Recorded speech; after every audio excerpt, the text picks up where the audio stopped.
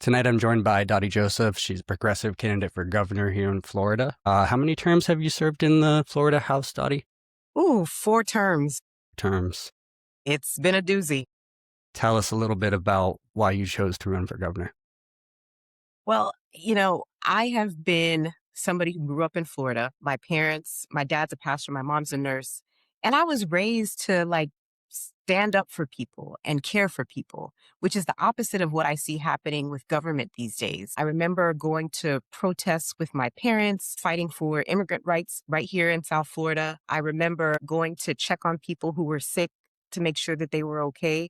And I guess I've just kind of been raised with this love thy neighbor attitude. And it's completely different than what I see happening today. And it baffles me. So when I'm looking at what I've been able to accomplish in the legislature, which is quite a bit, I know that I can do way more. We're facing all kinds of attacks in terms of civil rights and immigration. And just things are going crazy in Florida. Y'all see it. I think most of y'all see it. I hope you see it. If not, I don't know what rock you're living under, but it's rough. And I'm trying to figure out, the best way to help, I figure, is to check this unchecked Republican trifecta that we have here in Florida. They're in control of the governor's mansion, the legislature, and essentially the courts, right? And with no protection, we're at their mercy. So I think it's important to see where we can intervene. In the legislature, I'm one out of 220 votes in the House. There's only so much I can do, but as governor, I could provide real protection for people. Whether we're talking about how they're going about,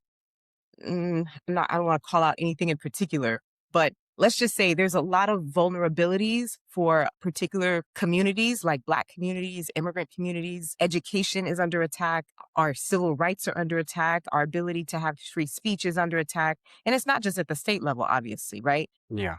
But when we have somebody who is there and gets it and is focused on actually making it better for people as opposed to making it worse, I think it makes a difference.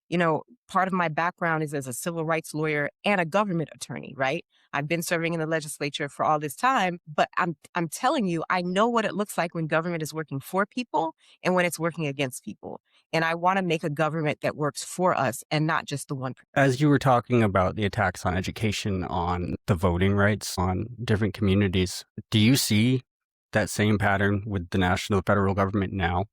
As you Absolutely. were talking about that, I just had that thought about how Florida usually ends up being a testing ground. Yeah, Florida is the petri dish of a lot of Project 2025 stuff. But some of these things, predate Project 2025. A lot of the attacks on education, I believe, are the result of a particular faction of this country's refusal to accept the results of Brown versus Board of Education. For those who don't know, that's the Supreme Court decision that desegregated public schools in the United States. And ever since then, they have been actively plotting and planning of ways to get it back to how they want it. Now, I don't want to minimize everything going on in education as just that, but we know that that is part of their plan. And, if you study political strategy, part of what they wanted to do was lean into certain topics like abortion and, certain hot button issues, the older version of what we call today culture wars, so that people would get all riled up. These issues were not issues way back in the day. It wasn't a Republican thing. It wasn't a Christian thing. It had, healthcare was just treated as healthcare. If you needed to have some kind of procedure because, let's say, I don't know, you were having a miscarriage, right? That's technically an abortion. You would just get healthcare. And we saw a time before Roe versus Wade when women were dying because they were trying to get this life-saving care and they couldn't get it. And we're starting to return back to that time, which is horrendous. Anyway, point is, a lot of the things that we see happening in Florida also are repeated at the federal level, but sometimes, they originate in other states. I feel like between Texas and Florida, our governors have been kind of tripping over themselves to see who could be the worst. The biggest sycophant. Back to Brown versus Board of Education.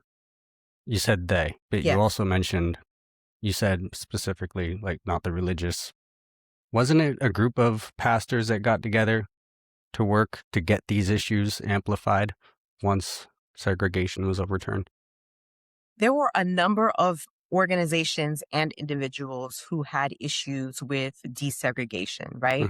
So if we're orienting us back to the 1950s, 60s, you had this staunch understanding of how society was ordered, and Black people and white people, for them, did not mix, right? That's why we had the freedom rides and a whole host of things to try to integrate our society. And I know that's hard for us to conceptualize now because, we've been integrated for so long, we almost forget what that looks like.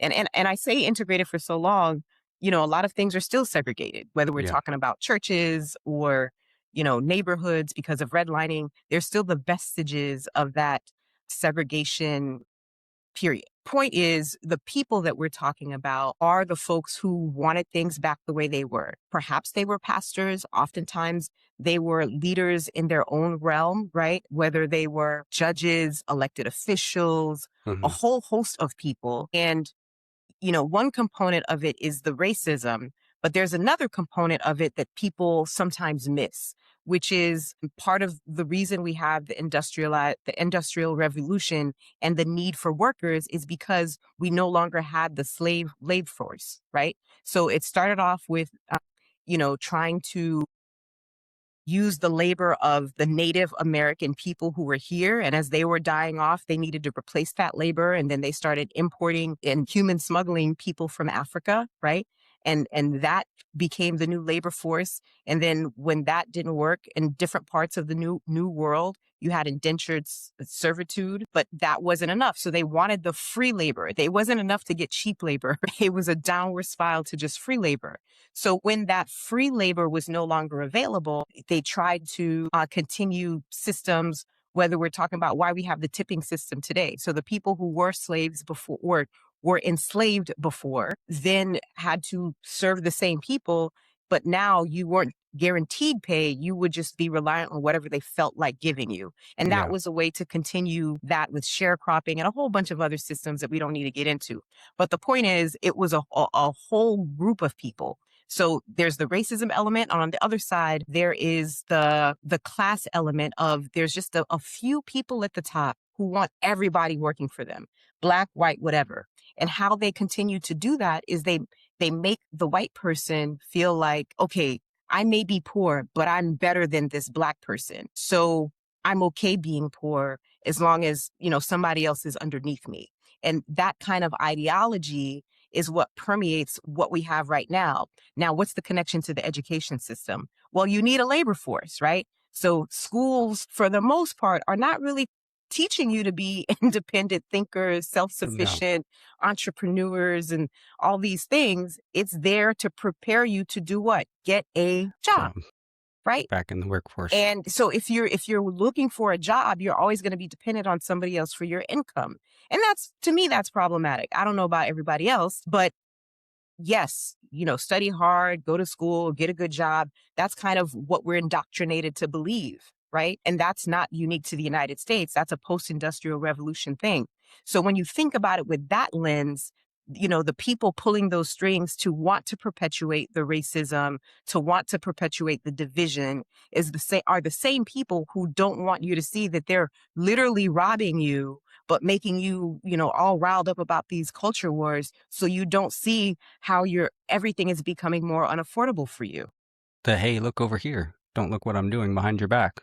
Yeah. Exactly. The education thing, especially. I mean, as you were talking about the history of segregation, and all I could think is how Florida actively is trying to take a lot of that out of instruction, or it already has, just to protect the image of what a country that never was. Yeah. This whole PragerU curriculum, this whitewashing of history, this anti-woke agenda is something that we have seen really proliferate in Florida. Part of it was with this guy who, I forget his name, Chris something. He started off in California. He was disgruntled because, he thought that he wasn't getting jobs that he should get as a white man. And then went on this crusade that included going after, before woke, there was Yeah. school. Talk about college indoctrinating you. But then they turn around and they advocate for these school choice programs that put kids into religious programs that don't teach anything like they should be. Christopher Rufo. So he was after DEI, but before DEI, critical race theory. That's what it was. Yes, Christopher CRT. Russo? Yeah, Christopher Rufo, Rufo. I feel He, like I recognize that name.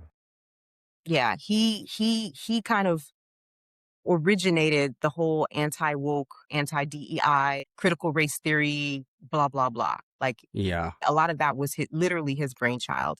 I know And who he is. DeSantis ate it up. So if you're cutting this together, I would say, there are people like the Christopher Rufos of the world who can't stand the thought that we might be exploring what structural racism is, right?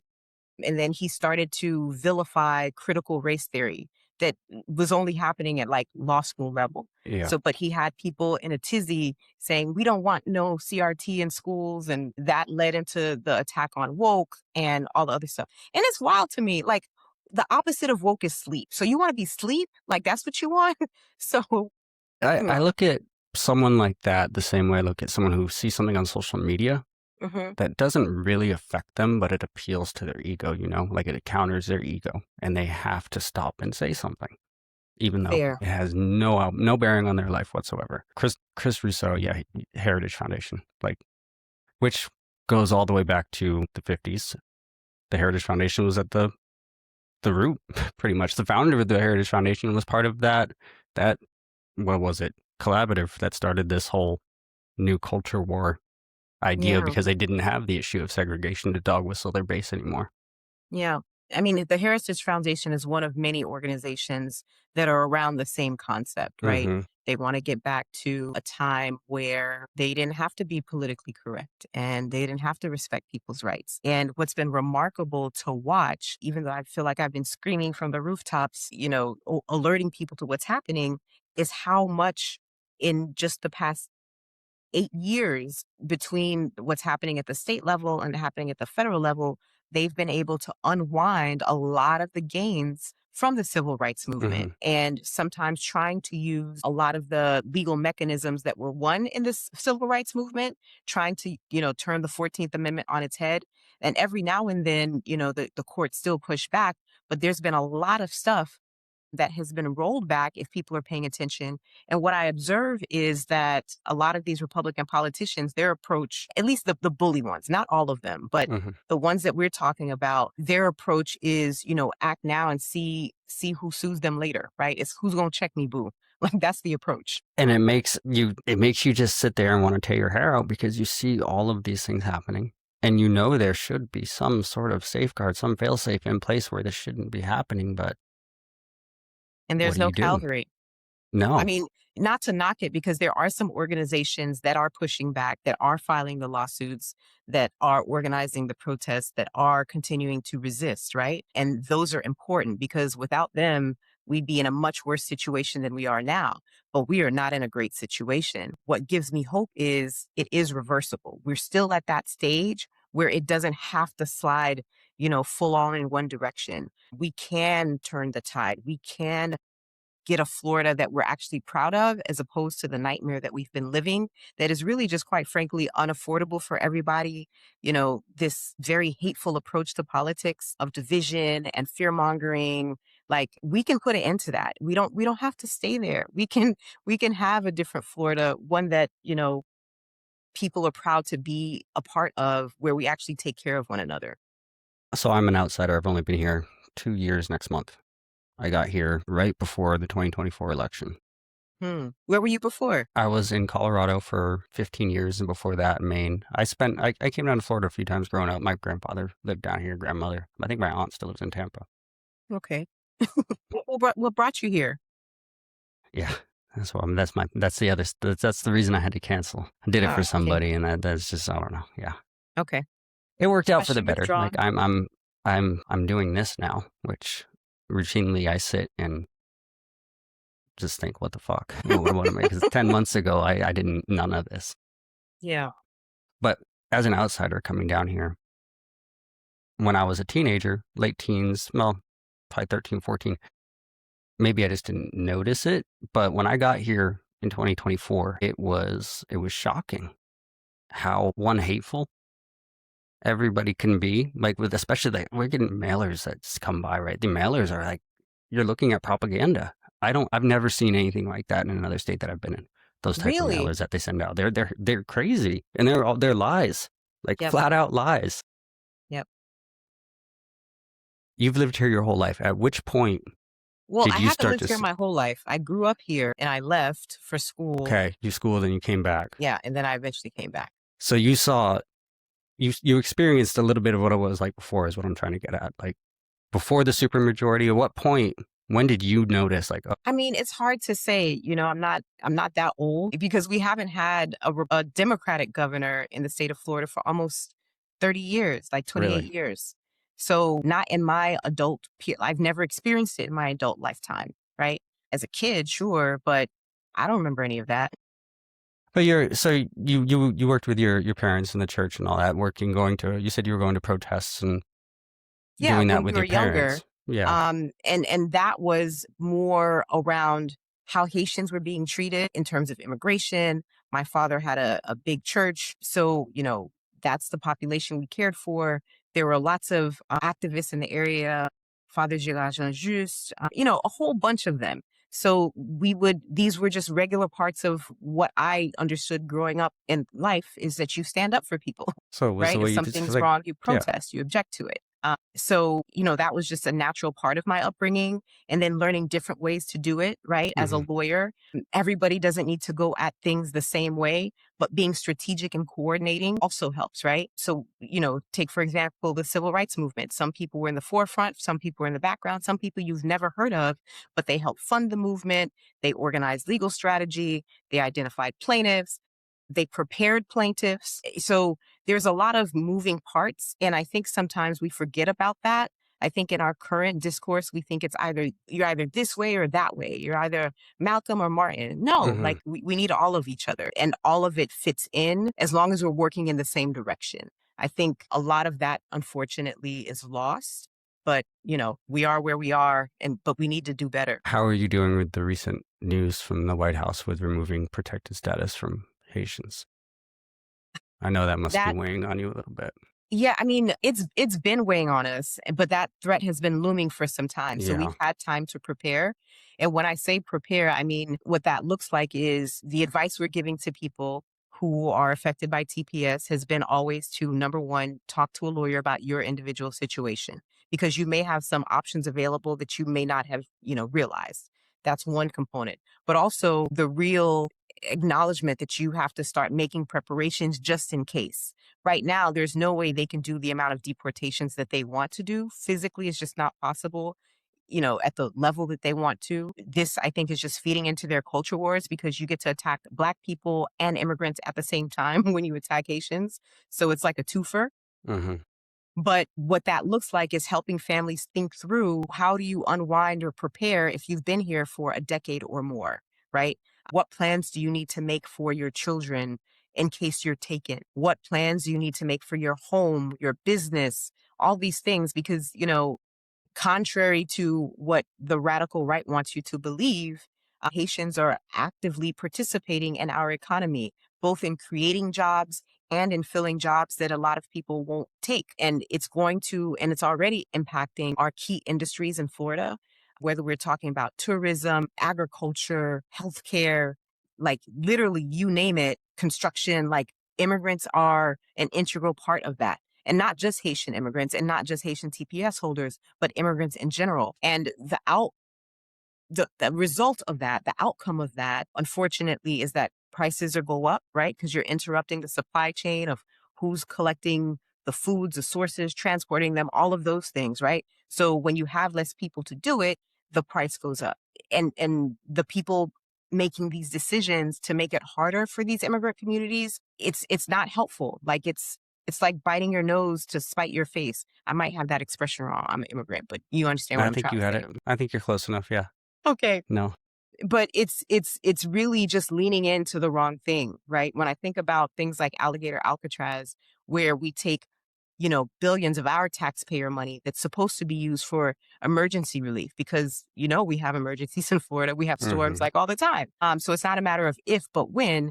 So we're taking that money and instead redirecting it to private prison corporations who happen to be big donors of DeSantis, right? We have no business being involved in immigrant detention facilities at all. And eventually it got shut down because we shouldn't have been involved in the first place. But in the meantime, people were making money, millions of dollars a day, hand over fist, with zero accountability. Aren't they So, still though?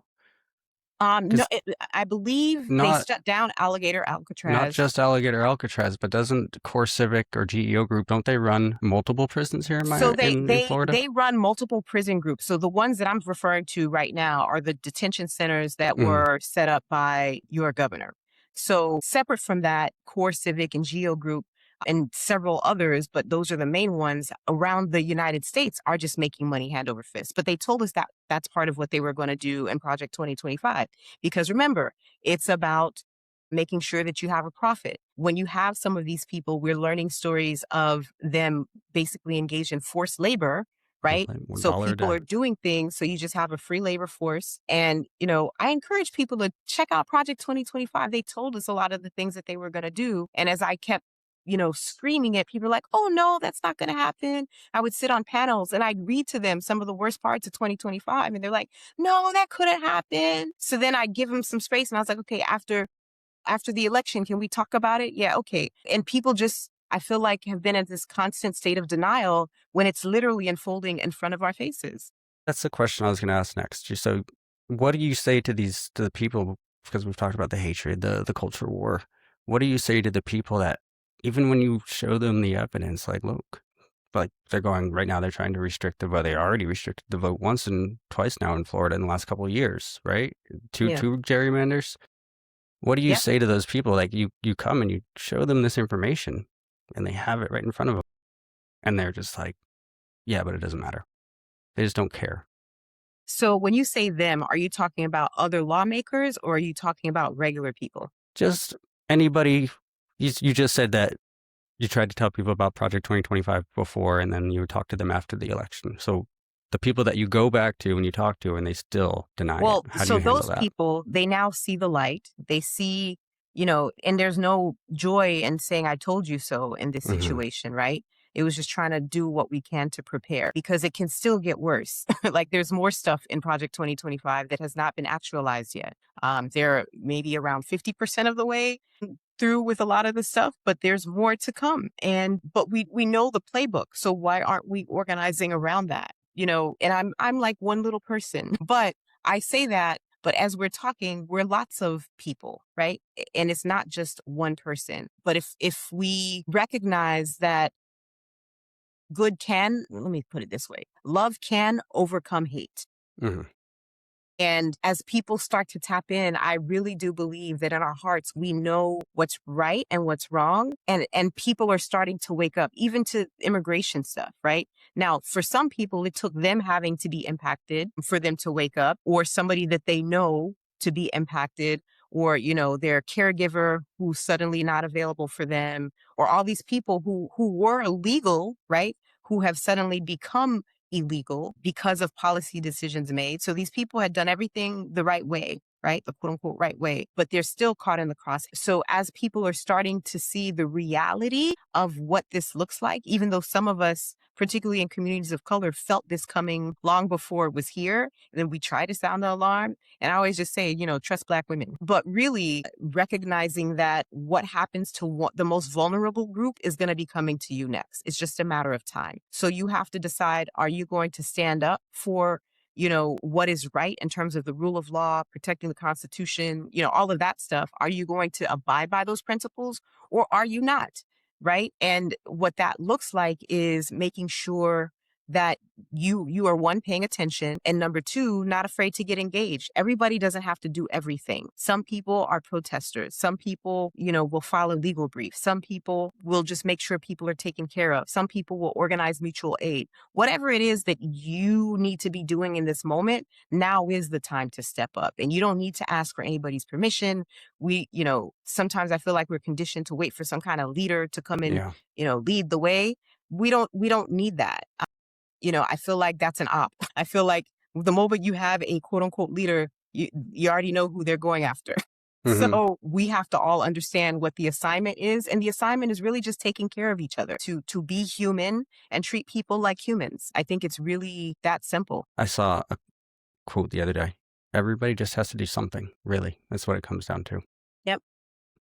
So you were in the Florida House. How has you've ran campaigns for the House in just the district? How has the stress level been different between the campaign styles, between the House district race and running for governor?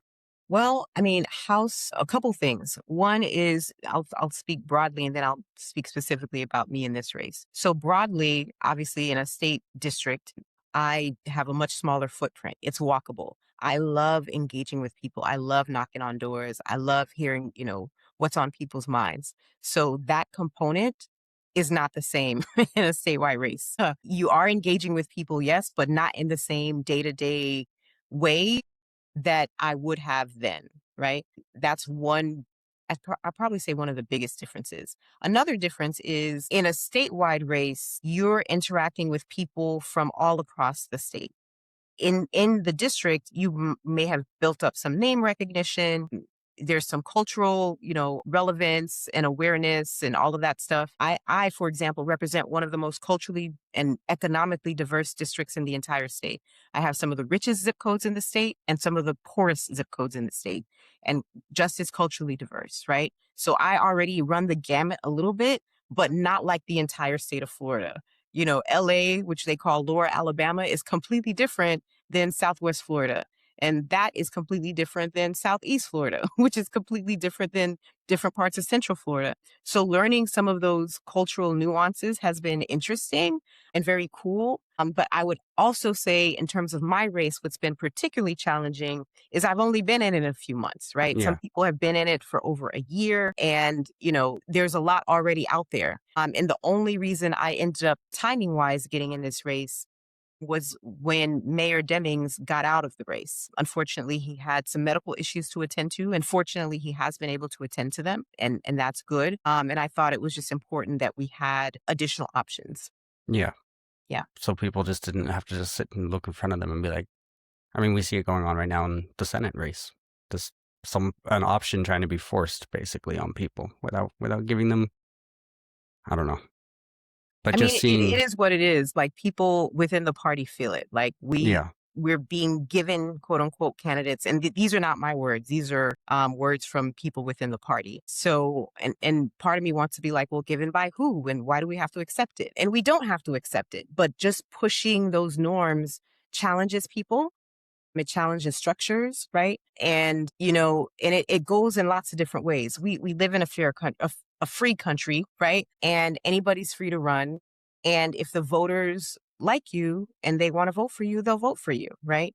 The trick is cutting past the propaganda that you talked about, so that people get to see what you're actually about, and not just what your words, because people can say whatever they want, but what have you done? What do you do, right? What have you voted on? What have you filed? And even if you're not elected, like, what have you done? What is your record?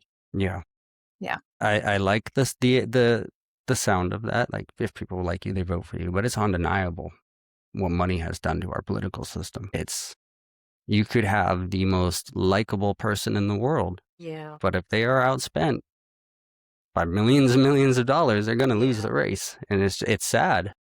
Well, I'll say this. I've seen over the past 8 years where Democrats have been outspent 2, 3, even 4-1 and still win. Okay. Yeah, So it's not an automatic loss. Now it just makes it a whole heck of a lot different, right? It's more difficult. The amount of money, if used in a particular way, can just drown out anybody else's message and, shut them down before they even got started, this is a right? lot of the way the human psyche. I mean, I'm sure you learned a little bit about it when you were studying art, like the way the human psyche works when it comes to Yeah. all these advertising and Yeah. everything. Most people don't pay attention. They tune it out. They go vote, and they see a name they recognize. Yeah. A lot of times that is the case. Now, sometimes they'll recognize and be like, I'm voting for anybody else, but Yeah, yeah, that's true. it is a thing, right? So money plays a part, and that's one of the things I want to change. I've been looking at campaign finance reform since I was, in law school at Georgetown. from Citizens United on down. Like, it's just horrible. But there are lots of good things that we could implement if we had the political will to do so. Ranked choice voting, a whole, lots of innovative things that make it so that people's voices are actually heard. Same day voter registration. I mean, there's a whole list of things, but getting money out of politics is one of the biggest ones. And I'll tell you, one of the things that I did personally, because, I can't control everything, but what was my way to counterbalance it? What I realized pretty early on is that in quote unquote safe democratic districts like mine, you're not getting the big bucks, right? You eat what you kill. So we're fighting for scraps. I started raising money. I created a political committee called Victory Now. And in that political committee, I support progressive candidates that the establishment will not support. And I remember the first year I was giving out money, I was supporting candidates in their campaigns. I invested over 30,000 in progressive Democratic candidates. And that year it was like the Red Wedding. That's when Gillum lost and so many other people lost. And it was just heartbreaking to see. And it was rough, but some people made it through, right? And I recognize that, as much as we want to be like, well, you can't do this, you can't do that. Well, we need to support the candidates that we want to win, right? Like, I'm running a grassroots campaign right now. So I'm literally calling friends and family, asking them to pitch in their 500, 15, 2, whatever dollars they got, right? To put it there. But meanwhile, we have some folks who have millions just ready and waiting, hundreds of thousands that are coming their way. And it's hard to balance it. So yes, we want to say, yes, you candidate, you be this way, but how are we supporting them in that endeavor, right? And all of that takes time. I've been running for almost 2 months, not even fully 2 months yet. So, and we're here in the primary. By the time we get there, it'll be about 2 months that I've been in the race. So, it's just a lot to do in a bit of time, but, there is a lot of momentum and a lot of support from around the state as people are just literally Googling us, and they're making decisions. So I'm grateful. I think the national progressive wave is helping out a lot too. I read a story on Yahoo not too long before we got on. It was just an interview with a family just talking about how people they're not supposed to live like this. Like everything that you were talking about in the beginning, going to work, going to just the routine over and over again. It's not the way people are meant to live. No, not at all. I think this is a system, that benefits certain people, and they want to keep us, just busy and entertained enough so that we don't revolt. Yeah. But I don't believe this is what humans were meant to do, to get up and work a 9 to 5 for whatever until however long and da da da da da. No, I want people to be able to move up Maslow's hierarchy of needs, right? Yeah. To get past your basic survival stuff, right? And start doing the things that you were uniquely designed and created to do, to really like lean into your passions, your gifts, your talents, your skills and abilities. Everybody has them. And you know what? I firmly believe that if you use those gifts, talents, skills, and abilities, the whole world will be a better place. But because we're stuck on the grind and we're stuck trying to pay our bills and we're stuck trying to do this and that, we can barely even get there. And there's just no bandwidth because people are overwhelmed, overworked.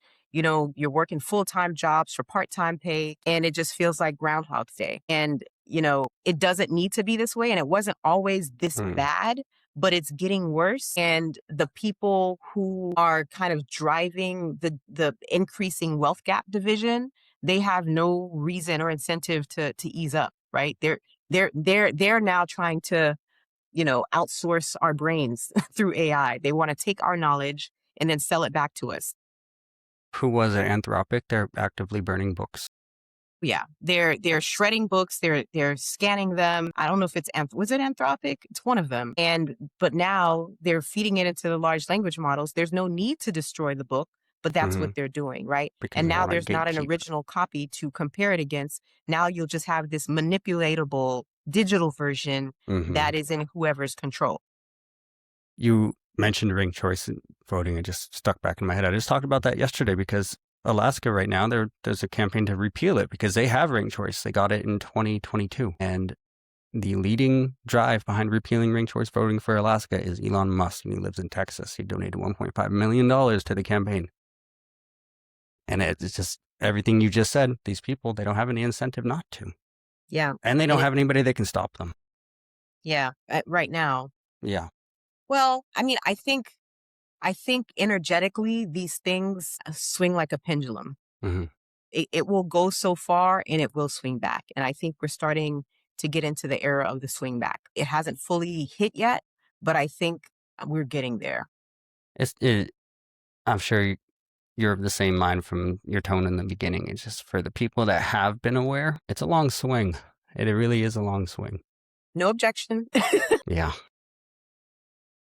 And part of me wants to say, like, keep hope alive, but hope and change are funny things because we bring them about, right? It's not something that happens like in a movie where some random whoever comes and saves us. Like, we are the Calvary. We're our own Mayday in this, horrible Handmaid's Tale. Like, we, oh gosh, so many things going through my head right now.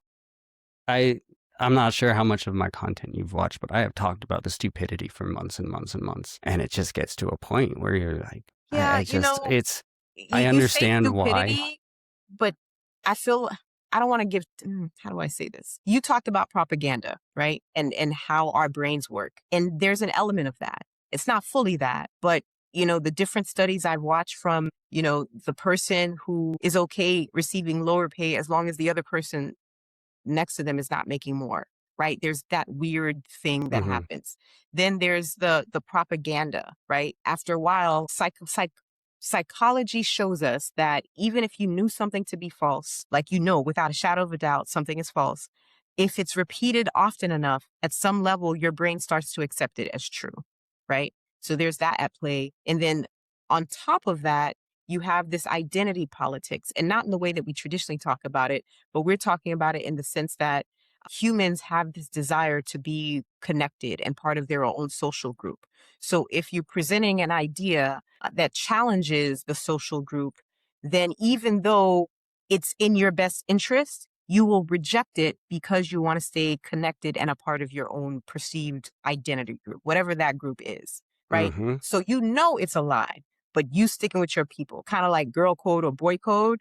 Like you just gonna do it anyway, even though it's messed up, but you're in there because you don't want to be out there by yourself. And there's something to be said about that, but we need to get beyond that. But if you haven't been raised that way, to think outside of the box, to know that you have agency and to know that you don't have to just be a rule follower or just have to go along to get along, like you're okay being a quote unquote deviant.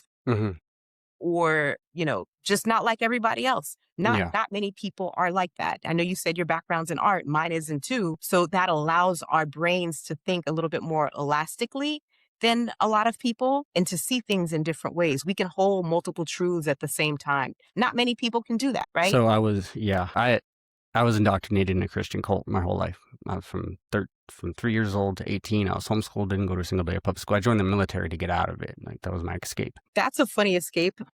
But I didn't have an option. They set it up so they sheltered you, they shield you, they make sure you don't have any life experience. Like, I didn't date until I was 19 years old. It's just, it's a handicap in life. So the whole reason I started talking was because of what happened with Charlie Kirk, and I saw how people were elevating this person, giving him a pedestal just because he appealed to their culture war, basically. But that pattern recognition, all that firing off, the identity politics, there's a book actually about it, about the cult of Trump, I believe it's called. And it's written by a cult expert, and he goes really in depth with the psychology of what their patterns are, what their methods are to control these, basically mind control. I was thinking about the pool in DC, how often he went on that tangent about the pool, and all of these people bought into it. Like, it was sabotaged and all of this. And even once the evidence comes out that it wasn't, they're still going on with it and they're still believing it. That's the part I'm saying is like the stupid stuff that's frustrating, because you're at what point are you just like, you got to wake up? I don't know. Yeah. I feel like it's almost like being an addict. Like, until you're ready to wake up, somebody can't just tell you to do it, right? You need to be ready. You need to either hit rock bottom or something needs to shake you out of it. Otherwise, it's more comfortable for you to just keep going along that way because society is designed to allow you to be that way. You can be, blissfully oblivious, right? If you have the life that privileges you to be that way, then you can just be that way, right? It doesn't, no harm, no foul to you. You just turn it off. Yeah, it For doesn't some affect of you, us, so you can't just turn it off, right? yeah. Like every day I wake up, I proudly and love waking up as a Black woman. But in the United States, what that looks like is I'm dealing with other people's stuff all the time because I don't fit the mold, right? I am not gonna, be in my quote unquote place, whatever that means, either as a woman or as Yeah. a Black person or as an immigrant. And, just my very presence often intimidates people before I even open up my mouth, right? And that's not my issue, that's their issue. Mhm. So do I shrink for them or do I just be me and let them deal with whatever they're dealing with? But it's real, and it's interesting as it happens and you see it play out. And it could be, I mean, it's so many things. But the point is in life, I think at some point people have to decide that responsible for them, right? Yeah. Your actions, your attitude. And I can't be responsible for everybody else. But when you're in a position in a society where you have to constantly monitor how other people are interacting with you, because as a woman, if the wrong man, takes a liking to you and you don't respond the way, then your life could be in danger. Yeah. Similarly, as a Black person, if I'm walking down the street, literally minding my own business, if they don't like the fact that my dress is nicer than theirs, or you know, I don't know, that my hair is longer than theirs and I won't let them touch it, then all of a sudden it becomes an issue, right? These are things that if you are not part of that group, you will never feel that level of needing to be on guard, right? But some of us, that is a thing that we need to be mindful of, not just physically, psychologically, financially. Like Black Wall Street was a thing. Some people think, well, as long as I make enough money. No, like Mhm. you could be LeBron James. They still doing stupid stuff. Yep. And that's the wild part. And that's the part that some people enjoy. But I have to recognize that regardless of all of that, I still am me and I'm whole, complete, and nobody's better or worse than me because of fill in the blank, right? Most people never get to that point. Most people are struggling with a lot of insecurity and are trying to measure up to people. I'm not trying to measure up to anybody but myself. And until you get there, it's a challenge. It's hard to deny yourself too, because a lot of those aspects of people are things that were put into them from a young age, and Correct. you're just going against everything that you know. Okay, I have one question that I've asked everybody, and then we'll get wrapped up. If there was going to be a movie made on your campaign only, not your life, just the campaign, who would play you and why? Man, I wish I knew famous people. It could be anybody, honestly. I had someone said their son. Oh, okay. All Yep. right. Who would be me and why? It would be my great-great-granddaughter.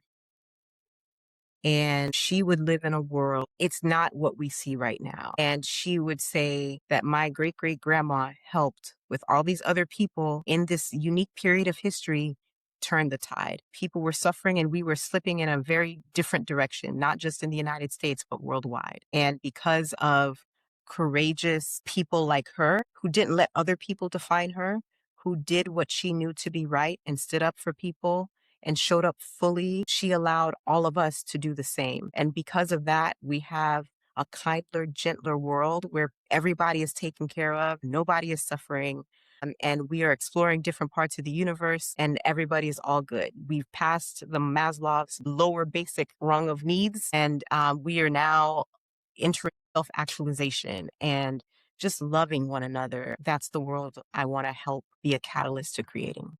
That's a beautiful way to put it. Very unique answer. Way different than that was my fifth one. Yeah, fifth interview.